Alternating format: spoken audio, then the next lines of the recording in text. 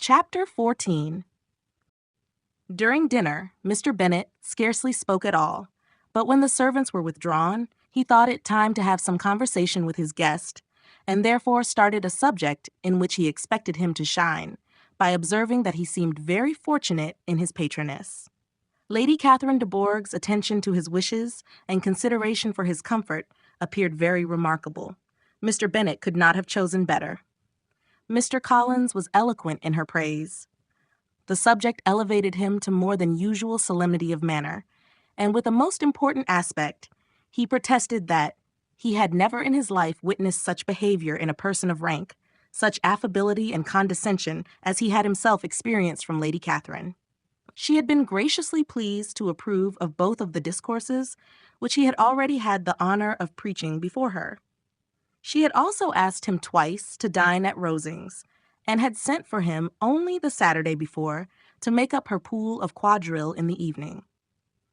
Lady Catherine was reckoned proud by many people he knew, but he had never seen anything but affability in her. She had always spoken to him as she would to any other gentleman. She made not the smallest objection to his joining in the society of the neighborhood, nor to his leaving the parish occasionally for a week or two to visit his relations. She had even condescended to advise him to marry as soon as he could, provided he chose with discretion, and had once paid him a visit in his humble parsonage, where she had perfectly approved all the alterations he had been making, and had even vouchsafed to suggest some herself, some shelves in the closet upstairs. "That is all very proper and civil, I am sure," said Mrs. Bennet, "and I dare say she is a very agreeable woman. It is a pity that great ladies in general are not more like her. Does she live near you, sir?" "The garden in which stands my humble abode is separated only by a lane from Rosings Park, her ladyship's residence." "I think you said she was a widow, sir? Has she any family?" "She has only one daughter, the heiress of Rosings, and a very extensive property." "Ah," said Mrs. Bennet, shaking her head, "then she is better off than many girls. And what sort of young lady is she? Is she handsome?" "She is a most charming young lady indeed. Lady Catherine herself says that, in point of true beauty, Miss de Bourgh is far superior to the handsomest of her sex, because there is that in her features which marks the young lady of distinguished birth. She is, unfortunately, of a sickly constitution, which has prevented her from making that progress in many accomplishments which she could not have otherwise failed of, as I am informed by the lady who superintended her education, and who still resides with them. But she is perfectly amiable, and often condescends to drive by my humble abode in her little phaeton and ponies." "Has she been presented? I do not remember her name among the ladies at court." "Her indifferent state of health unhappily prevents her being in town, and by that means, as I told Lady Catherine one day, has deprived the British court of its brightest ornament.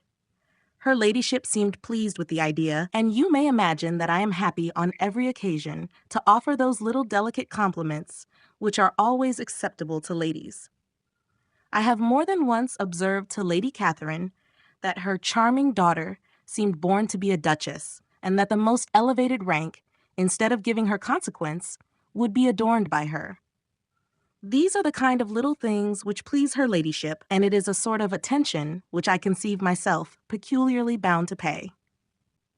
"You judge very properly," said Mr. Bennet, "and it is happy for you that you possess the talent of flattering with delicacy. May I ask whether these pleasing attentions proceed from the impulse of the moment, or are the result of previous study?" "They arise chiefly from what is passing at the time, and though I sometimes amuse myself with suggesting and arranging such little elegant compliments as may be adapted to ordinary occasions, I always wish to give them as unstudied an air as possible." Mr. Bennet's expectations were fully answered.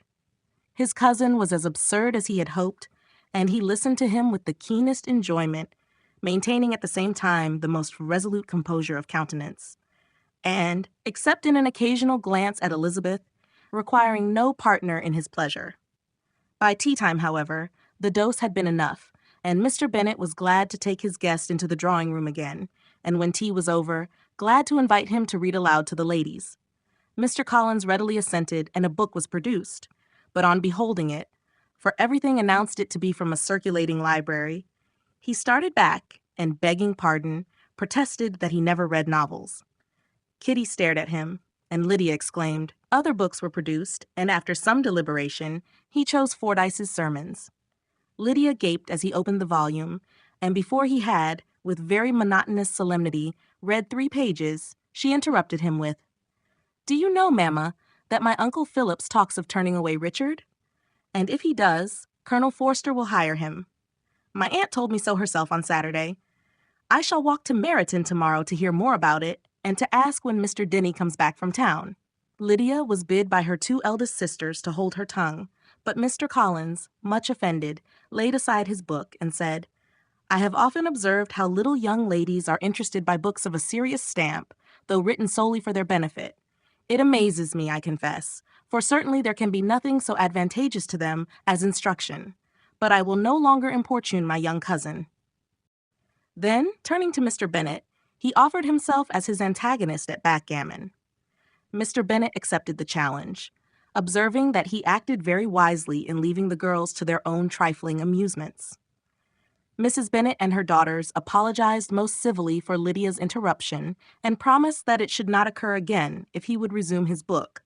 But Mr. Collins, after assuring them that he bore his young cousin no ill will and should never resent her behavior as any affront, seated himself at another table with Mr. Bennet and prepared for backgammon.